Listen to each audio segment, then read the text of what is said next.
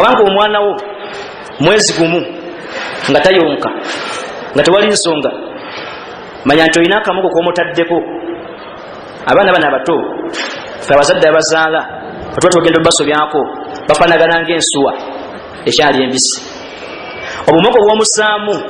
bulinga omuntu awandika ku nsuwa embisi, byawandiseeko tebivaako singa ekala. Munantegeera basiraamu? Byomukulizaamu n'abitegeera nga bimuyisa bubi mu buto, ne bwanaakula bijja muyisa ki bubi. Bwe kiba nga amata g'eŋŋamiya oba n'enkima gye ziri simanyi wasimanyi gye gava, ng'amata g'ebyo byonna gw'omu okuba nti ayonka, owulira nti gasinga Allah ge yawa omuntu agatalina bulwadde, nga tolina nsonga egana muyonsa gwe nogana mukola ki oba omutadde ekizibu ki. Ate omulembe gufunye ebizibu bibiri: tebaagala kubayonsa, ate baagala basome mangu nnyo bategeere. Atayonka nayonkera omwezi gumu, ate asome nga bwamwaka gumu n'ekitundu. Laba akabuya kali ku bwongo bw'omwana omuto. Mugende nga mutunula bwe muti gwe okubeera bwotyo naawe bakujjako ng'oli wa mwezi, oba bakugabulira kyayi mukalu. Lwaki oli bwotyo? Bazadde bo bakola kye basobola okulaba nti bakukuzanga bw'oli, ne bakuyonsa nga bw'olina okukola ki okuyonsa. So abaana tubaddize obwa bize bwabwe, babeere nga batufuula bize, ensi ne betufuula ki bize, naddala mu kubayonsa nga twagala abaana baki abalongoofu. Bayinza otuvaako mu ngeri zakuyonka. Allah n'akigera nti 2:18 sura Allah Taasa, buli atayonka tajja kutegeera. Mugeragera mu 2:2 baba bana meka bayembera bwe kola ki bwezi mwasiya. Imam Sha'rawi rahimahullah yakomentinga ku aya Allah azza wa jalla egamba nti yawma tashhadu alayhim alsinatuhum wa aydihim wa arjuluhum bima kanu ya'malun. Olunaku olwo olutali lwa bulimba, tashhadu alayhim bigenda kubajulira, bigenda kunjulira nze maskini, alsinatuhum ennimi zaabwe, wa aydihim n'emikono gyabwe, wa arjuluhum n'amagulu gaabwe, bima kanu ya'malun ku ebyo bye bali bakola ki. Wasiya we wano weeri, limadha tashhad, lwaki ebiyungo bigenda kujulira? Kibuuzo, lwaki ebiyungo bigenda kukola ki bigenda kujulira? Nze bwe nsirikira mu sekendi embuli omwe ajja kufuna ansa. Lwaki ebiyungo bigenda kukola ki kujulira? Ensonga yeno wammanga nanyini kubikuwa n'abikuteekako olulimi n'amaaso n'emikono n'amagulu, bwe yali nga abikuwa mwaka kaseera gwe yawa obuyinza obikozesa ebyo byoyagala. Sibe kiri omukono oba oyagala bulino gw'omuyembe gw'oguwanika, oba olinayo jeeke gw'okukola ki gw'oguwanuka. Amaaso oyagala galabe gw'otunula, omumwa oyagala guvume waliyadu billah gw'okola ki gw'ogusitula. Naye bino ebiyungu Allah byeyakuwa yabikolera ku fitiranga eryemu, musabbihatu wa abida, bisinza Allah era bimutendeza bulungi nnyo, bisabbaha. Amaaso gasabbaha, n'emikono gikola ki gisabbaha, n'amagulu gakola ki. Kati gwe singa Allah akugerera ne gakutanda n'obikozesa haramu oba maasiya, kitegeeza nti buli kyebigenda okukola tali'anuka, buli kiyungo kikolimira nannyini kyo mu kaseera kamala nga akola haramu. Kitegereka, buli kiyungo kikolimira nannyini kyo ebbanga ly'omala ng'okola ebyo kitalina kukola nkuba akafaananyi. Ebbanga ly'omala ng'omukono guli mu kubba gwo gwennyini omukono gubeera mu kukolima. Mungu omusajja ono singa wamuggyako n'oteeka ewalala wantonda kuba nti nkwata biri halaali kati ankwasa muki Allah mukole kyoyagala. Omukono gwo n'olulimi bwe lutyo n'amaaso ki. Era wano Sheikh ono rahimahullah bwe yali nga ayogera ku biyungo bino yagamba nti bw'obimanyiza okukola halaali, ntegeeza amagulu n'emikono n'amaaso n'omumwa, bw'obimanyiza okukola ki halaali, bituuka tayimu ne birangira okwekalakasa kwabyo ng'ogenda okukola haramu. Njagala nkiwe ekyokulabirako nti omukono guyinza okwekalakasa ng'ogenda mu haramu, naye gwe ng'omuntu kuba Allah yakikuwa nti gwe bw'obifoosinga n'ogamba gwe kola, omukono gwo nga gujjayo sente ze weekoledde mu nsawo gukankana, ate bwe gukukwata mu nsawo ya munno. Kigezeeko olulimi nga lugenda okugamba nti subhanallah otya ate bwogenda okuwemula amaaso nga tunula mu Qur'an gabeera gatya ate gagenda okutunula ku buwemu gogakosinga gazibiriza naye gatunula n'omukono okukankanira n'otuyana n'okutuyana mbiri gwena kutuyana kubanga ogenda kubba singi ebi nogamba titujja kubba nti gobba n'okola ki n'oteekayo kati bigenda kujja bikujulire nti Allah si yali ffe wabula oyo eyatukola ki ffe twakola bye tulina okukola naye oyo n'akola ki n'agaana era ezo ansa mujja kitegeera bulungi ogenda kuddamu obigambe nti abaye nammwe munvuddemu bino bangala nabo nti antaqana Allahu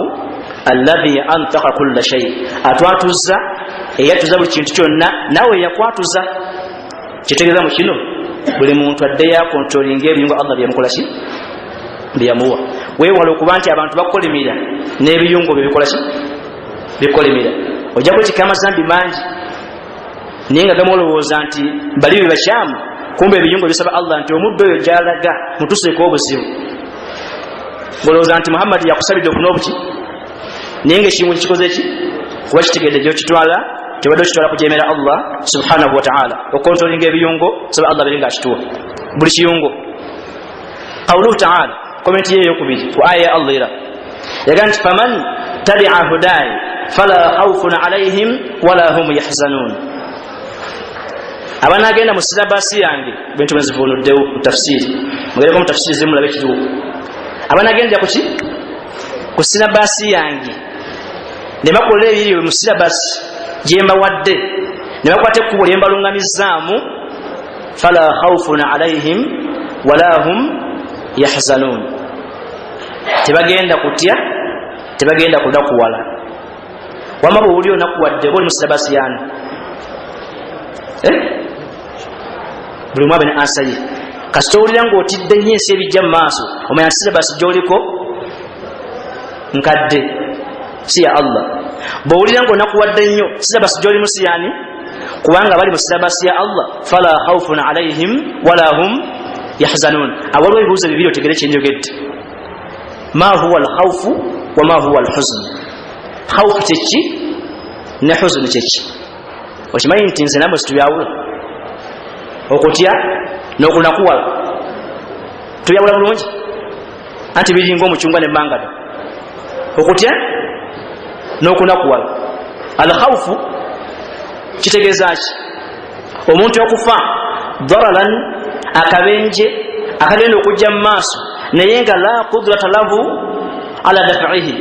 talina busobozi bukajjawo naye nga manyi nti wekajjira aba awedde eyo khawfu okutya ekijja mu maaso naye nga olina nkakafu bulungi ti bwe kikujjira tosobola kikola ki kijjawo ebagita khawfu oba yagala okuyiga ekintu ekyo lwaki abantu batya obwavu sirwawo lwaki abantu batya obwavu kubanga buli mugagga akimanyi bulungi nti okukola ssente si magezi ge era akimanyi nti singa Allah asindika obwavu tayinza bwejjako kyeba buli mwe wangala kulaba nti tabeera muki singa Allah abukusindika ne bujja gy'oli wallahi tayinza bwejjako buli muntu yensonga lwaki atyaki obwavu singa bujja tosobola bukola ki lwaki tutya okufa kubanga wekujja tosobola kukola ki khawfu ejjaddi ye muntu ekigenda okujja mu maaso nga kimanyi takirinako solution omuntu yenna ayina emundu ate ebweru ekiro afuluma buki ekitutiisa kubanga tukimanyi nti ebijja situbikola ki kati tutye bino ebijja betutasobola oba tutonaabireeta kibuuzo tukoleko kikubibiri tutye bino ebijja betutalinako obusobozi oba tutyonaabirinako ki huzun kyeki huzun ye muntu okuyitwako ekintu kyabadde ayagala ng'abadde akyegomba nekimuyitako oyo anakuwala mwana wo naafa eyo huzun mukyala wo nanoba eyo ki sente zo nezibula eyo ki huzun kubanga obadde ozaagala nezikoze ki kati Allah nakugamba nti baddu bange kino mukitegeere abanaabeera ku manhaji yange ku silabasi yange temugenda kufuna bintu bimeka bibiri okujjako buli kinaabayitako kijja basanyusa n'ebijja temugenda bitya kati buuzo ekibuuzo ebijja mu maaso obitya oba tobitya bw'obanga obitya noonya silabasi gyokola ki gyoliko naye nga silabasi erina okuba entuufu yesilabasi ya Allah subhanahu wa ta'ala akola tartibat asenjeka ebintu nga babikola ki babyagadde sana yabadde kulisa abantu awo ashabul huzn balinga basatu bananyini nnaku bameka omwagazi gobawukanyeko oyo anakuwala nnyo n'omuzadde afiiridde omwana naye akola ki n'omugagga yavuwadde teri mugagga yavuwanaga nti oyo atya oyabeera munakuwavu mu byawo bananyini nnaku omeka omugagga yavuwadde n'omuzadde afiiridde omwana n'oyo abadde ayagala oba musajja n'aviirwako mukyala we ne bakola ki ne bafuna kibayita ki huzn tutegeere enteekateeka za Allah nga bwe zitambula tuddeyo ku silabasi yani ya Allah fala khawfun alayhim tewajja kubeerawo kutya wala hum yahzanun wadde okunakuwala la tastakhdim fammaka illa bishay'ain faqat tokozesa mumwaku okujjako ebintu bimeka bibiri byebiriwa tokozesa mumwaku Allah gwe yakuwa okujjako ebintu bimeka ekisooka as-samt ekyokubiri al-ibtisama samt kiki okusirika ekyokubiri al-ibtisama okumwenya seka abuzabuza so kiri omwaku kukosa ebintu bimeka as-samt okusirika wal-ibtisama oba okola ki samt lwaki litajawuzi al-mushkilat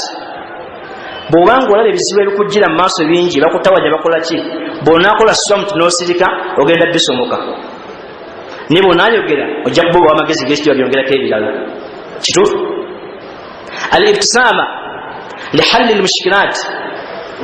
kujjawo obuzibu bwonna oba buzze kuba kumwenya lwaki lianna ad-dunya kalmir'at ensi eringa ndabirwamu etya ensi eringa ki kimasikini nze kigamba kikwate bulungi ensi eringa ki endabirwamu gy'okoma okumwenya gyekoma okwongera obulungi mudde mu kikole mulabe gy'okoma okusiba emitaafu gyekoma okulaba nti oli muki kitegere basiramu ensi eringa ki ebizibu ebikujjidde mwenya ojja kweyongera obulungi kyokka ate mu kubijjawo sirika bijja kukola ki bijja kuvaawo yagamba sheekhe nagamba nti min al-ajib fi amri dunya anna ahlaha hina yal'abun yanqiluna qawanin lijadd ila al-la'b wa yatrukuna al-jadd bila qawanin bwentyo bwegenda okuba n'ebigambo byebyo yagamba nti ekyewunyisa mu bulamu bw'ensi abantu bagenda mu kuzannya mu byokuzannya mu just bajjayo amateeka gonna gonna ag'obuvunaanyizibwa ne bagateeka mu geemu kyokka ebintu by'obuvunanyizibwa nabijjako amateeka kitegereka oba nkyongereyo ekyewunyisa ku banadamu abali mu nsi eno mu biseera by'okuzannya buli tteeka eriri siriasi balikola ki kiteekewo nti mu biseera by'okusinza tewali tteeka liri siriasi mathalan bino ebiseera sirya wadi kaapu kati kuba ekifaananyi omuddu ayagala ayingire ekibanda nga tekunatandika yetteeka ogwokutandisa oba osubiddwa ate musola ayagala wetakibiira ajengadduka toki bwetugenda netujjayo ekyokubiri gwolina dakika 45 kitundu ekisooka ngubasambise paka ku 6 owuli ekiddako first half bakisambe 6 ekisawo kyonna kikuba olube nga kikulaga nti obudde bwakoze eki era singa basambana mu 5 nobeera waba olwadde dakika 3 bazongeramu addition obudde bwakoze eki omuddu swale muyitako talina addition kuba nti agikola ki biteekemu opposite yonna eno mukuzannya addition time ekola ki ate mukusinza tewali addition time bagamba nti bikoze ki ebikoze kyewedde egenze mu kisaawo wakati abazanyi bayingira nga balinamu lifali hakamu sibo kiri naye lifali bwayingira ekisaawe muno nakoonako bwomuddiza red card lwaki onyomye lifali mwali mu kisaawe ate nokubamu noli bakuwaki tuli mu nsi omuddu mwakukosaako nawe omukosa kubanga tolina tteeka ligamba nti mulekere Allahu naye wali mu kisaawe gamba namuleke lifali amuweki amuwe red card amateeka ag'amaanyi gonna gali mu kuzannya naye mukusinza teri ki teri mateeka anayinza okumbulira bosinkananga mulemaganye mugudde ki draw okola ki mukola ki nga balemaganye bagenda mu extra ki extra time babongereyo obudde obwaki jangu muzikiti ono balwiseewo mwene extra time basijidi ndeseke ekyabonnemesa budde tatakta budde bukolaki ebya Allah tabirimu extra time wekikoma wekikolaki wekikoma naye byokuzanya n'obudde obwagenzi babukolaki babuza kati seka kyewunyaga nti al ajib ekyewunyisa mu bantu abali mu nsi muno baddira amateeka gonna agali serious bagateeka mu kuzanya kyokka mu kusinza Allah lumu akulanga bakoze ki nga bwayagadde byali bigambo bye n'amaliriza agamba wasira agamba nti al insan alladhi yastaghna bil asbab sayati waqtun la tu'tihi al asbab era omuddu yenna tuzanye mu bino ebiri serious tubeere serious mu byokuzanya naye omuddu yenna yastaghna bil asbab agaana okweyambisa ensonga Allah zakuwadde okufuna kyoyagala tayimu egenda kujja ng'ensonga zoyina tezikuwa kyoyagala awo okuvunula nemalanda wetwali extra time mpadde extra time dakika 2 al insan omuntu yenna alladhi oyo yastaghna bil asbab eyesamba okukozesa ensonga Allah zakuwadde ofune byoyagala sayati waqtun akaseera kagenda kujja la tu'tihi al asbab ng'ensonga zoyina tezikuwa kyoyagala Allah nomulompa kumaanyi nzingana kuba matafali bazimba omuzikiti ng'olina omukono gulimu omuggo naye wali muvubuka wakola ki abegomba kati okusaddaaka baali bagaga nti basaddaaka ate kati baavu ensonga Allah ziyamuwa okufuna okusaddaaka teyazikola ki teyazikozesa kati tayimu etuuse ng'ensonga zalina tezimuwa kyakola ki kyayagala kyobula ne muntu anabaga nti law anna li karratan Allah bampayo second si dakiika temuvuna basiramu nti dakiika karra kiri wansi wa dakiika Allah kuwadde emyaka 4 osaba karra imagine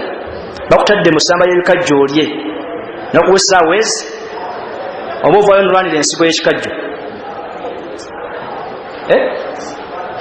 Allah akuwa emyaka 3 nakuweeramu ssente nakuwa abaana n'obulamu toli mulema ayagala ofune kyoyagala akuwadde ensonga ezikola kyokola ki kyoyagala ate wamala obikujjako ayinza okuba akuyise ayinza okutuuza mu nsi muno nga tanakuyita nakuyita ng'oli mu nsi naye nga waggwako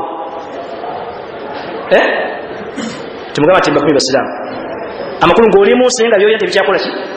tebikyakola zoyina tezimala n'obulamu bunafu n'emyaka mingi kyentegerandi wakola ki oli expired obulamu bw'ensi olajanya Allah w'omusala ku tahajjud noga nti Allah nze n'omalumpa ku busobozi ngende e Makka nga ne bakutwala e Makka bakugira mu kagaali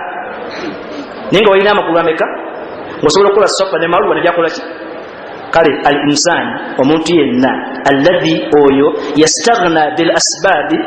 eyesamba ensonga Allah zakuwadde okola ebyoyagala sayati waqtun akaseera kagenda kujja la tu'tihi al asbab nga byoyagala byonna bino byolinawo tebikuwa kyoyagala sabe Allah abeere nga atuwa okukozesa byatuwadde baba kyakuwadde omumwa tofuma yogera buki bwakuwa amaaso tulaba soma Qur'an bwakuwa emikono zimba bwakuwa amagulu tambula ogenda osaale bwakuwa obwongo lowoleza busiraamu bwakuwa olubuto tuli haramu kozesa byakuwadde